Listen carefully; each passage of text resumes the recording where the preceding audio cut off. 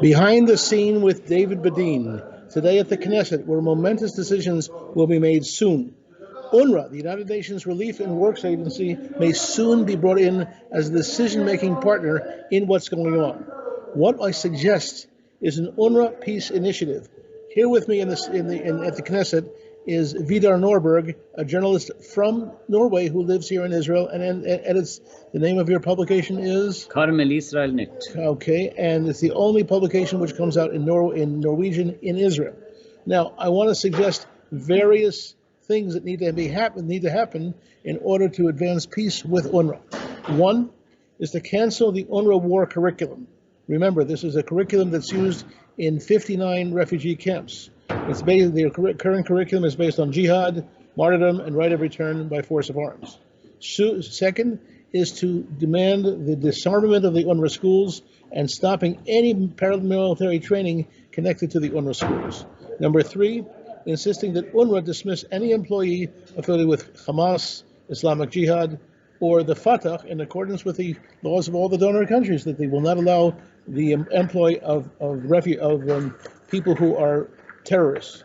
Number four, introducing UNHCR standards. What is it?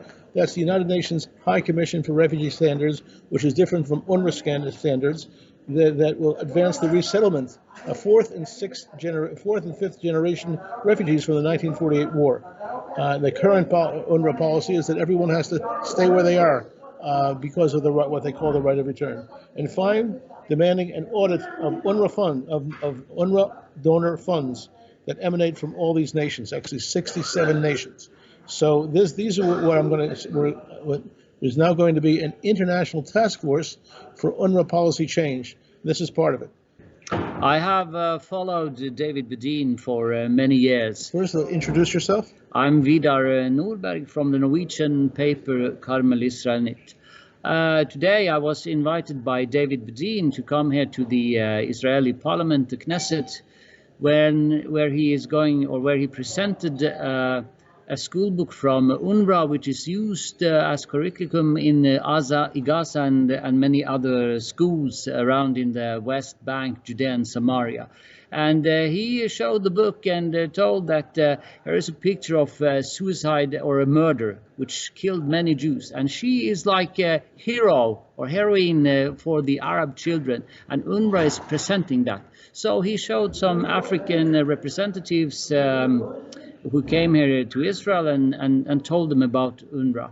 I have followed David Bedein for more than 20 years. He has taken me up to the Lebanon border and shown me where the Syrians were. He has taken me down near to the area in Gaza. He has taken me everywhere. He's very often first out with the things because he's a journalist, he's an investigator. And in the beginning, people might not believe him.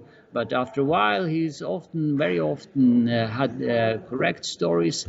And he was also in Oslo during when they gave the Nobel Peace Prize to, among others, Yasser Arafat. He was there, he's everywhere, and he knows a lot. And for me, as a journalist, he has been really a great person. Well, what's important to understand is that when you're right, it's not always very pleasant. We predicted that the UNRWA refugee camps, which employ, of their 30,000 employees, 90% are affiliated with Hamas. We predicted that this would be fatal, lethal, dangerous to human life, not only to Jewish life.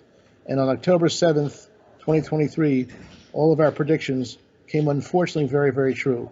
It's not always pleasant to be right in the world of investigative journalism. As I said to your viewers before, on September 27th, 2023, we brought our experts to meet with top people in Israeli intelligence. We asked them, amongst other things, please disarm UNRWA. And now we're doing it again. But because they weren't disarmed, they were able to come take the arms out of the UNRWA schools and attack the Jews on October 7th, 2023. Now we have a situation where the UNRWA schools in Bethlehem, in Hebron, in Jerusalem are fully armed. And we've asked the donor countries and the government of Israel to please do everything you can to disarm UNRWA. So this is what we have to deal with. You'll see more of our material at israelbehindthenews.com. Thank you for having me today. behind the scene with David Bedein. Thank you.